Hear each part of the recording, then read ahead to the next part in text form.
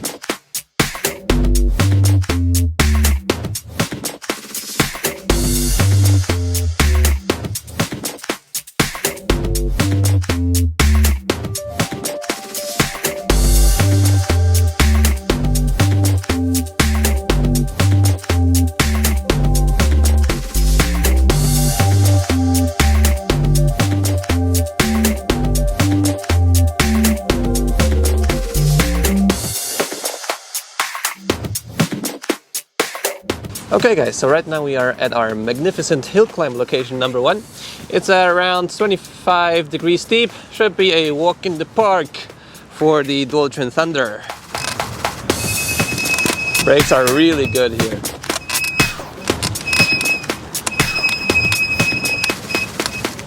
It's also really easy to turn with it since it has like a very small turning circle. Let's go!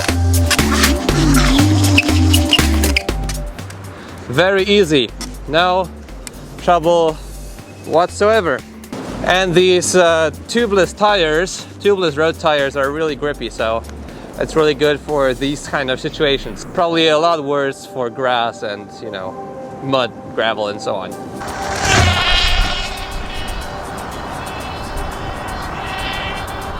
Okay guys, as you can see, we have arrived at our favorite hill climb spot around 28 degrees or 30 degrees steep here.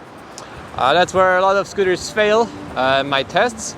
And by the way, I think we should come up with a name for this place, like, I don't know, Hill of Doom, or I don't know. Put it down in the comments. Let's see how the Thunder behaves here, because, the Wolf Warrior didn't quite, make it here. Alright, we are at the same level of battery, around 60%, maybe a bit less. So let's try. Let's see how it goes. I know, maybe the Thunder will make it either. Okay, 3, 2, 1.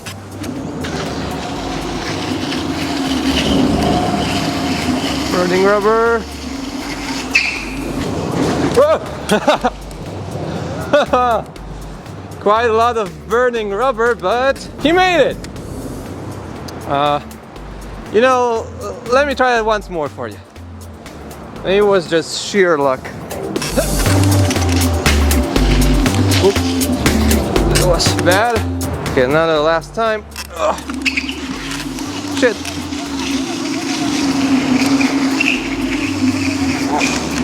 Yep. Okay. So it wasn't the easiest hill climb for the Thunder, but he definitely made it. Well, what can I say?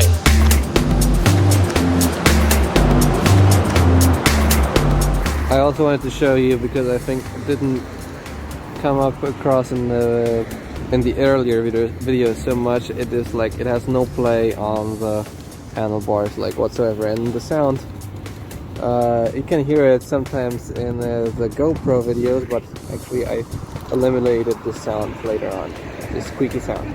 Okay, let's get back. Come on, this thing looks so good. Like these front LED lights.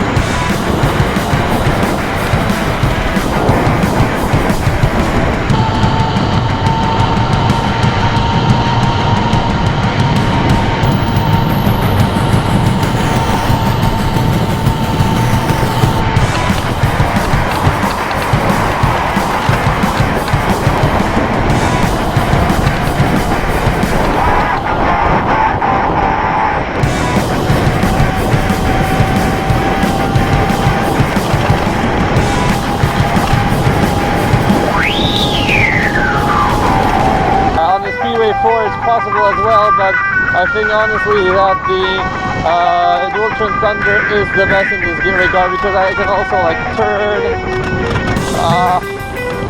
Yeah.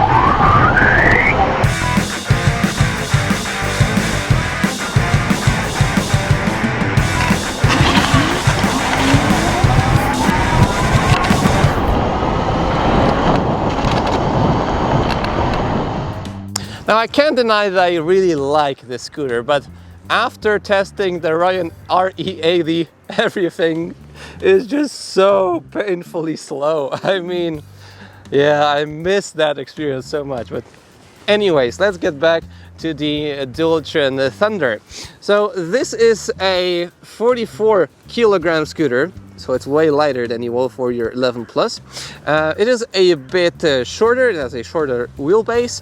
The wheels are still 11-inch but very wide tires, 4 inches wide. The motors have the same power listed as the Wolf Warrior 11 Plus, so 1,200 watts nominal power each and a total of 5,600 watts peak. It features a pretty big 60 volt 35 amp hour battery packs, so so it's around 2050 watt hours, but you can actually expand this range by connecting a separate battery pack to this GX20 port. Now there are also two charge ports here. The usual charging rate is 1.75 amps, so it takes around 20 hours to charge it from 0 to 100%. With two chargers, half of that, and I actually have a fast charger at home which is 6.5 amps, so then you can recharge it in around, what, 5 hours. I don't know what the fastest reasonable charge rate is, so in my case it was 6.5 amps, but comment below what you are using. So this is the range test I performed with the DUALTRON Thunder. This was very intensive driving, very fast. It's very similar to the Wolf Warrior 11 Plus, but this day was actually quite windy, and the speeds were similar or a bit higher on the DUALTRON Thunder. So the last 5 kilometers were on the first mode because I didn't want it to die since it started snowing, but probably it's the same range as the Wolf Warrior, maybe a teeny bit higher. Oh, hi doggo. But before I tell you anything more about the scooter, I gotta tell you that MiniMotors is a brand that has pretty much invented the two-wheel powered scooter, so the dual motor DUALTRON, and it is a brand that has a lot of experience. And when it comes to the features, I wanted to tell you that the strategy of MiniMotors is to provide you with a working scooter which has a couple of features, but the rest you can just do yourself. So when it comes to lighting, when it comes to the decks, there's a huge community of tuners, scooter customization shops that make these scooters a thing of beauty, and it's really customizable. So let me guide you through it. Now, I am not such a big fan of this strategy because I like to have decent quality features right away.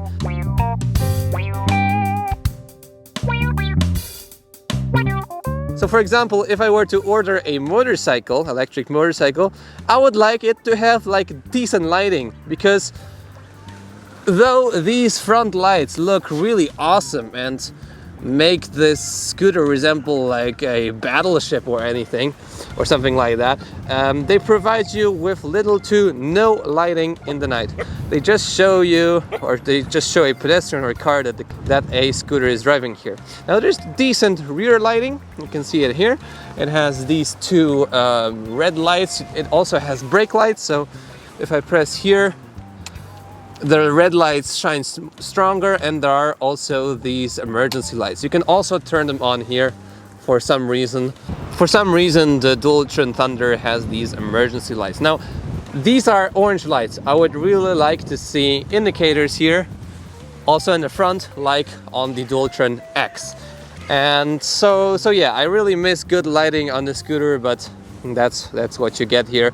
You can get them later on with like way better quality. But still, when you pay that much for a scooter, I would really like to see good front lighting here. Moving on, there is this awesome RGB strip on both sides that make the scooter look really modern. You can also select like what light is, like what colors are shining here. There is a remote for that, and you know, that's really cool. You can also turn it on, turn it totally off if you're not a huge fan of this. When it comes to the handlebar, you can see there's this emergency button, there's the single and dual motor driving, that's really awesome. You can also fold the handlebar, I really like that. So then you can fold the scooter up. Now here is the MiniMotors display, the best you can get. And I actually got a scooter that is equipped with the fingerprint sensor. So if I want to turn the scooter on, I have to press this button, and then, okay, this time it didn't recognize me, so let's try once more. And now I can access the scooter. And you can also change the parameters when the scooter is locked. So that's really cool. There's no alarm, but still, I think that's an awesome option. And if you have a key or a fingerprint reader, then you can really easily leave the scooter outside for a while. Maybe not for 8 hours, but just if you want to go eat something or grab something or buy something, then you can leave the scooter outside and lock it with a U-lock. There is also a nice hook here, and it also has the purpose of locking the steering column to the scooter. I will show this in a second. It has a too short mud guard as usual. As you can see, this is how it's working. And of course my backpack is also covered in mud. Maybe a little less than the Wolf Warrior, but this is because today it's a little more dry. And just take a look at these tires. They're huge. You can also get these street tires on the Wolf Warrior, but they're not as wide as these. The tires are really grippy and they have a really nice shape, so when you lean in a turn, they help you to just get the right radius in this turn. Well, one downside of it is that when you have quite a lot of unevenness in the surface, it can just throw you off into one or the other direction. Maybe the Wolf Warrior with its off-road tires feels a little safer in this regard. Also, the addition of the rear tailpiece, so the footrest in the Wolf Warrior, makes it really a bit more comfortable when driving at higher speeds and not optimal conditions. So not such a good road surface. To drive fast on the Thunder, I feel like you have to have a little bit more effort as well, as the deck is shorter without the footrest, which is basically over the wheel on the Wolf Warrior 11 Plus. So yeah, that's another thing to consider. It also has 160mm discs, so bigger than the Wolf. Okay, now let's do a little brake test. From 50 kilometers an hour. Oh. Perfect. Probably the same as the Wolf Warrior. And let's just do that once more, like properly. Perfect braking. Very good. And these NUTT brakes with radiators, I found them to brake really nice, though I did not see such a huge difference to the Wolf Warrior.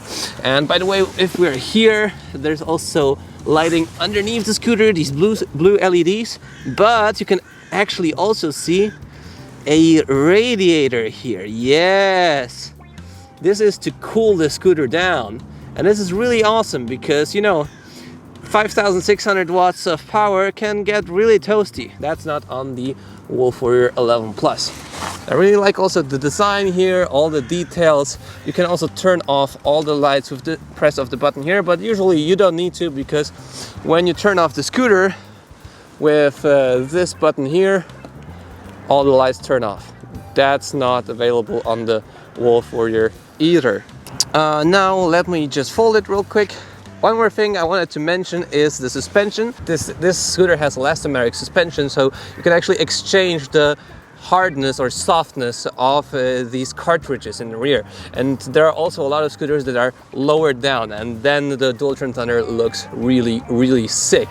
But in this standard configuration, I think it's like medium hard or hard. I don't know, it's very, very hard. The compression is really nice, so there's like not a lot of bouncing around. It just sticks really nicely to the surface, and in combination with these street tires, it's really awesome to corner. I mean, it's like well, it's not a race scooter because the Orion is a race scooter, but it's also still really nice to corner with the scooter. All right, so yeah, let me just show you how the position looks like on the scooter. The height of the handlebar is like pretty similar to the Wolf Warrior 11 Plus. So it looks like, and obviously the travel is terrible. There's like no travel at all. Very stiff. In the standard configuration. Now I can just fold it. And I really like when scooters fold with just the driving column, not with the wheel. I find it to be quite a lot safer. And but honestly, when I have two of these driving columns, like on the Wolf Warrior 11 Plus or on the Tech Life X9, I feel a lot safer. So that's how it folds. Let me just hook it into place. So yeah, when it's folded up, it's pretty compact. Definitely more compact than the Wolf Warrior 11 Plus, and definitely also easier to carry, it's smaller. If you need a scooter, like really powerful scooter that's also sort of portable, I mean more portable than the Wolf Warrior 11 Plus, then probably I would advise you, oh yeah, like this. Probably I would advise you to go with the DUALTRON Thunder. So yeah, I can easily lift it with one hand. That's definitely a big bonus of the DUALTRON Thunder. So yeah, to sum up, I really like the scooter. It doesn't have like proper lighting. I know it's really cheap to get proper lighting, but I would really like it to see here as standard. I think it has excellent performance. It has also really good portability, and of course the Ryan RE60 is a lot faster, and you should get the Ryan. Now, I know it depends on your preference. Well, this can take you probably a lot further than the Ryan. Ryan keeps being in my mind. So yeah, if you're still here, leave a like on the video, subscribe to see more content like this. Thanks for watching. I'll see you in the next video. Alright? See you in the next video. Did you press that like button? And here? Alright. See you soon.